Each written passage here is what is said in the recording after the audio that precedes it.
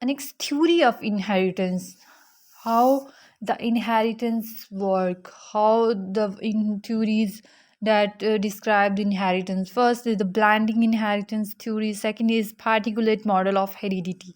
So the theory of blending inheritance means that the idea that maternal and paternal characteristic blend or mix to produce the characteristic found in the offspring.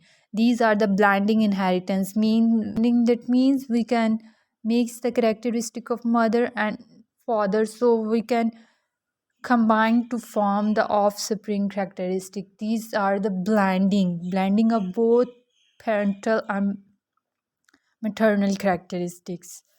So the particulate model of heredity is basically the Mendel's idea that heredity could be governed by particles that retain their identity from generation to generation. So these are the basically the theory of particles.